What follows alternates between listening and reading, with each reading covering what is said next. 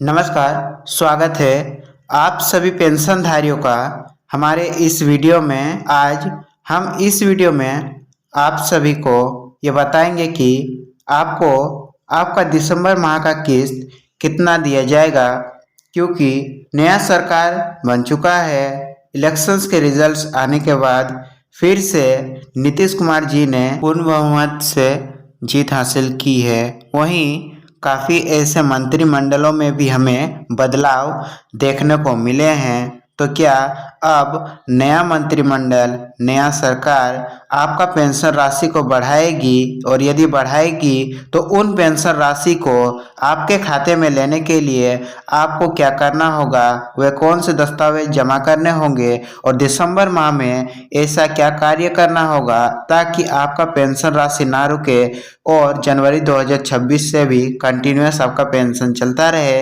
यदि आप वो काम न करेंगे तो आपका पेंशन राशि जनवरी 2026 से रोक दिया जाएगा। वृद्धजन पेंशन, विधवा पेंशन और दिव्यांग पेंशन से संबंधित हमारे पास कई सारे अपडेट्स है, जिसके लिए आपको वीडियो के अंत तक जुड़े रहना होगा। आप यदि इनमें से कोई भी अपडेट्स मिस कर देते हैं तो आपका पेंशन हमेशा के लिए रुक सकता है और आपको आपके ब्लॉक और अंचल के चक्कर काटने पड़ सकते हैं। तो चलिए हम वीडियो को शुरू कर लेते हैं। देखिए, बिहार पेंशन योजना के अंतर्गत दो पेंशन योजनाएं संचालित किए जाते हैं, जिसमें से पहला है बिहार राज्य सामाजिक सुरक्षा पेंशन योजना, जिसके अंतर्गत मुख्यमंत्री वृद्धजन पेंशन, लक्ष्मीबाई सामाजिक सुरक्षा पेंशन और बिहार निःशक्त पेंशन योजना संचालित किया जाता है। वहीं इंदिरा गांधी पेंशन योजना के अंतर्गत इंदिरा गांधी राष्ट्रीय वृद्धा पेंशन, इंदिरा गांधी राष्ट्रीय विधवा पेंशन और इंदिरा गांधी राष्ट्रीय विकलांगता पेंशन लाभार्थियों को दिए जाते हैं। वहीं इंदिरा गांधी पेंशन योजना का अंतर्गत राज्य सरकार और केंद्र सरकार मिलकर के लाभुकों को पेंशन राशि देती है। वहीं बिहार का सामाजिक सुरक्षा पेंशन योजना का राशि सिर्फ बिहार सरकार ही देती है। तो चलिए हम वीडियो को शुरू करते हैं। देखिए, बिहार पेंशन योजना का संपूर्ण जानकारी। अभी बिहार में पेंशन का वर्तमान में क्या स्थिति है, तो देखिए, जून 2025 में मुख्यमंत्री नीतीश कुमार ने सामाजिक सुरक्षा पेंशन, जिसके अंतर्गत वृद्धा, विधवा और दिव्यांग पेंशन आदि पेंशन आते हैं, उन्हें 400 से बढ़ा करके 1100 प्रतिमाह के दर से किया गया था, जो जुलाई 2025 की किस्त से ही लागू हो गया था। वहीं इस सरकारी घोषणा के अनुसार ये पेंशन हर महीने 10 तारीख को लाभार्थी के बैंक खाते में डीबीटी से भेजी जा रही थी, जो कि नवंबर महीने में भी आप सभी को इसी बढ़ा हुआ राशि को यानी कि 1100 रुपये ही देखने को मिला था। चलिए हम समझते हैं कि नवंबर वाला किस्त किन जिलों में समय पर पहुंचा और किन किन जिलों में किन किन पेंशनर्स का दिक्कतें देखने को मिला था। तो चलिए हम लाइव आपको पोर्टल में ले जाकर के दिखाते हैं। देखिए, हम पोर्टल में आ चुके हैं। यहाँ पर हम सबसे पहले फाइनेंशियल ईयर सेलेक्ट करेंगे 2025-2026। वहीं यहाँ पर हम बेनिफिशियरी आईडी, अकाउंट नंबर या तो आधार नंबर, इन तीनों में से किसी भी नंबर या आईडी को फिल करके अपना पेंशन का स्टेटस देख सकते हैं। तो चलिए हम बेनिफिशियरी आईडी का ही चयन करते हैं और बेनिफिशियरी आईडी दर्ज करके यहाँ पर हम सर्च वाले ऑप्शन पर क्लिक करते हैं। देखिए, हमने सर्च वाले ऑप्शन पर जैसे ही क्लिक किया तो यहाँ पर जिले का नाम शो हो रहा है। आपको भी आप जैसे सर्च करके अपना स्टेटस चेक करोगे तो आपको आपका ब्लॉक, पंचायत और ग्राम का नाम देखने को मिलेगा। यहाँ पर स्कीम भी दिया गया है कि ये ओल्ड एज पेंशन यानी कि वृद्धजन पेंशन का स्टेटस है, और यहाँ पर डेट ऑफ बर्थ भी देखने को मिलेगा। यदि ये दोनों डेट ऑफ बर्थ सेम नहीं है तो आपको भविष्य में आपका पेंशन राशि में दिक्कतें देखने को मिल सकती है। आपको आपके आधार वाला जन्म तिथि और आपका पेंशन फॉर्म वाला जन्म तिथि दोनों ही सेम करवाना होगा, नहीं तो आगे जाकर के आपको दिक्कतें देखने को मिल सकती है। वहीं देखिए, इन लाभार्थी का जैसे ही हमने चेक किया तो इनका स्टेटस में बताया जा रहा है कि अंतिम भुगतान की स्थिति सितंबर 2025 माह का पेमेंट सक्सेसफुल हो चुका है और अक्टूबर 2025 का भी पेंशन का पेमेंट सक्सेसफुल हो चुका है और ये अपडेट 27 नवंबर 2025 के अनुसार है। देखिए, इंदिरा गांधी वृद्धजन पेंशन योजना का स्टेटस निकल करके आ गया है और इस स्टेटस में बताया जा रहा है कि इस लाभार्थी को नवंबर महीने में जो 1 अक्टूबर से लेकर के 31 अक्टूबर तक का किस्त सक्सेसफुली 10 नवंबर को ट्रांसफर कर दिया गया है और इन लाभार्थियों का आयु 80 वर्ष से ज़्यादा है। इस वजह से पहले इन्हें 500 रुपया का राशि दिया जाता था, लेकिन अभी अन्य लाभार्थियों की तरह ही 1100 प्रतिमाह के दर से दिया जा रहा है।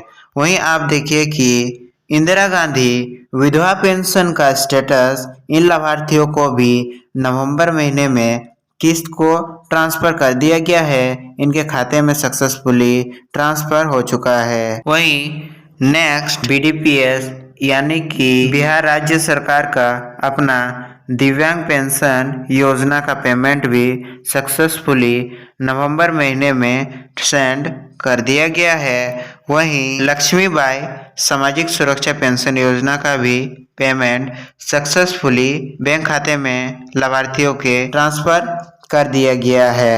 वहीं कुछ लाभार्थियों का कहना है कि हमारा पेंशन राशि पिछले 3 से 4 महीनों से नहीं आ पा रहा है, उन्हें क्या करना होगा, समस्त जानकारी हम आगे वीडियो में बताएंगे, तो आप वीडियो में अंत तक बने रहिए क्योंकि काफ़ी ऐसे लाभार्थियों का रिकॉर्ड्स हमने भी पाया है जिनका कई महीनों से पेंशन राशि पोर्टल पर रुका हुआ है, उन्हें क्या करवाना होगा। देखिए, नेक्स्ट ओल्ड एज पेंशन यानी कि इंदिरा गांधी वृद्धजन पेंशन का ही स्टेटस जिन भी लाभार्थियों का आयु 60 वर्ष से लेकर 79 वर्ष से इन लाभार्थियों का भी नवंबर महीने में किस्त को सक्सेसफुली समय पर ट्रांसफर किया गया था।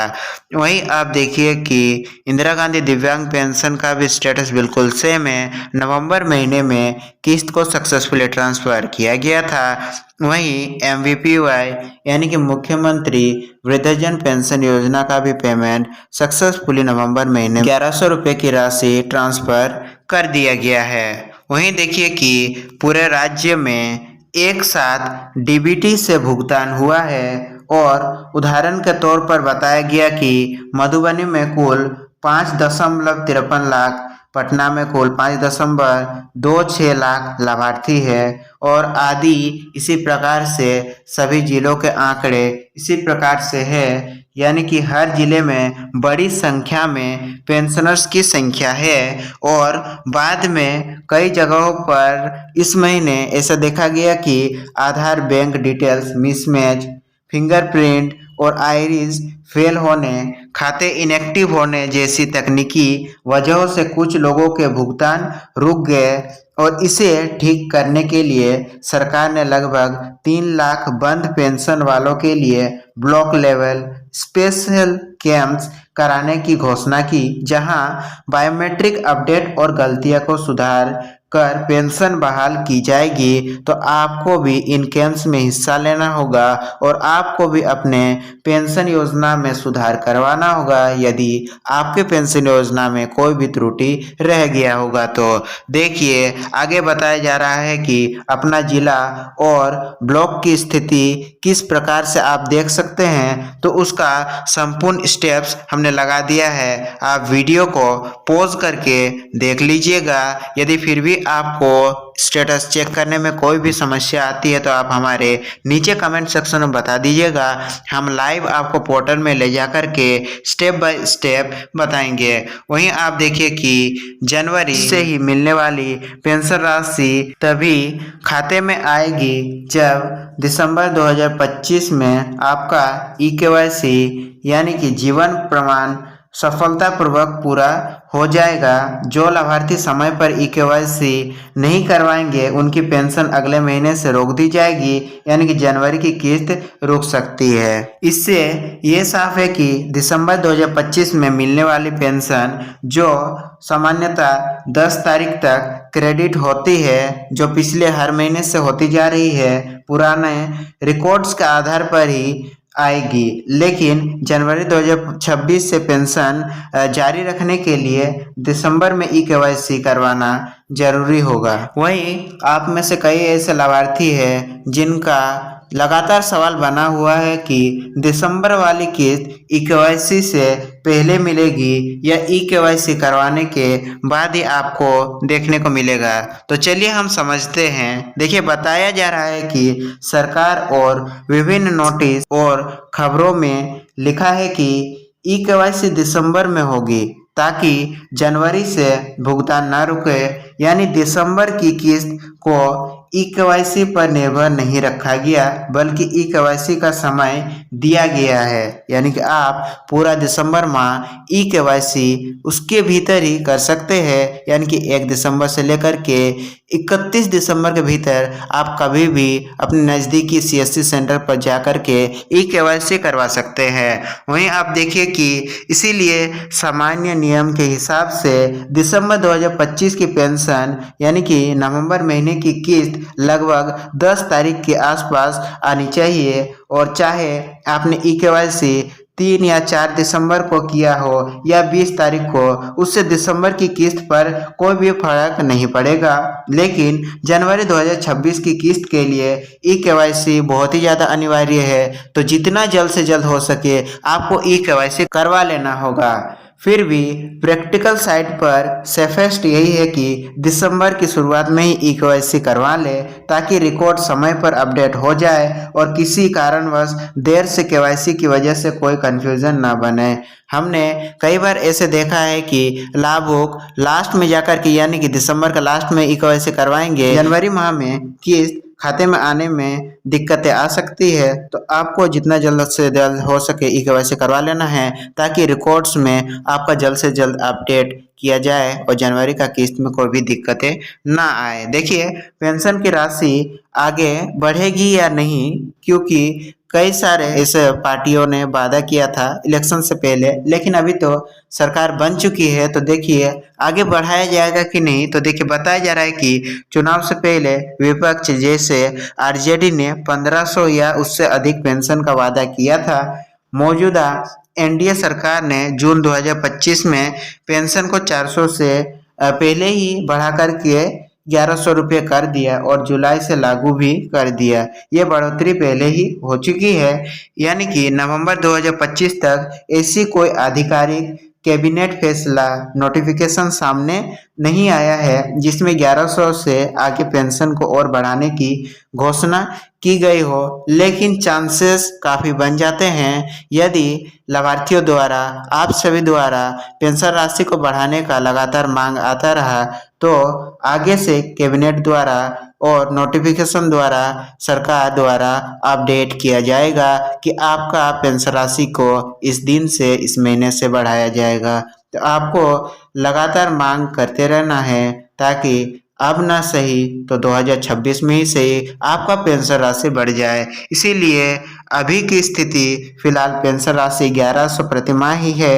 जब तक बिहार सरकार की तरफ से नया आधिकारिक आदेश GR नोटिफिकेशन ना है तब तक रकम में और बढ़ोतरी मानकर ना चले, यानी कि आपको मांग करते रहना होगा जब तक सरकार द्वारा कोई भी ऑफिशियल नोटिफिकेशन नहीं आ जाता। आपको 1100 रुपये ही पेंशन राशि देखने को मिलने वाला है। तो देखिए, दिसंबर और आगे की किस्तें कब तक खाते में आएंगी। तो देखिए, सरकार की घोषणा के अनुसार पेंशन हर महीने 10 तारीख तक लाभार्थियों के खाते में भेजी जाती है और प्रैक्टिकली देखा गया है कि बहुत से लोगों को 9 से 11 तारीख के बीच पैसा आता है और कुछ मामलों में 1 से 2 दिन आगे पीछे भी हो सकता है, क्योंकि पूरे बिहार राज्य में 1 करोड़ से भी ज़्यादा पेंशनर्स है, तो 1 से 2 दिन आगे पीछे होना तो बनता है।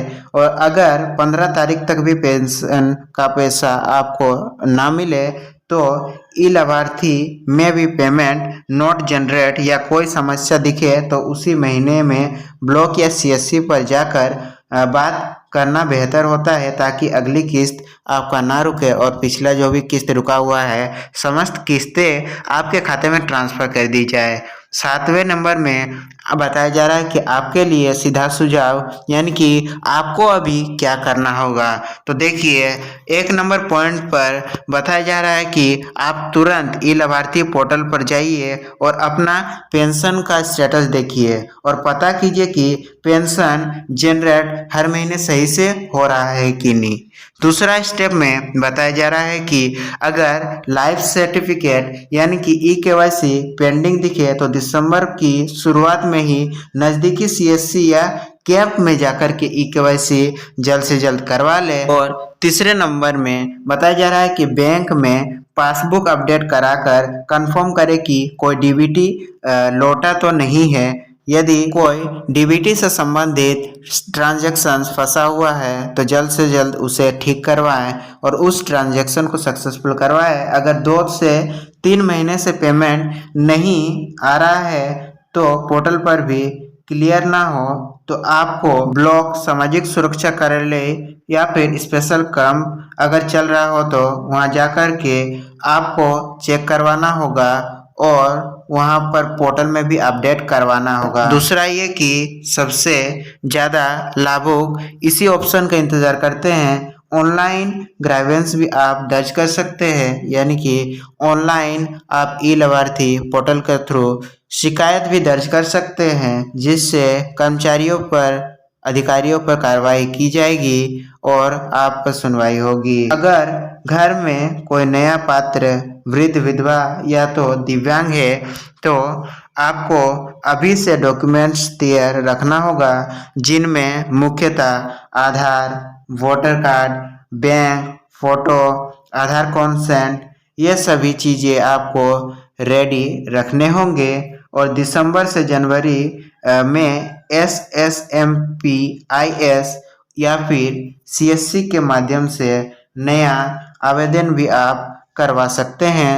तो यदि आपके परिवार में ऐसा कोई भी पात्र लाभुक बच गए हैं जिन्हें अभी पेंशन का लाभ ना मिल रहा हो तो आप उनका फॉर्म भी भरवा सकते हैं और उन्हें भी पेंशन का लाभ दिलवा सकते हैं। हम मिलेंगे आप सभी से अपने नेक्स्ट अपडेट वीडियो के साथ। तब तक के लिए आप सभी लाभार्थियों का दिन शुभ हो। बहुत बहुत धन्यवाद।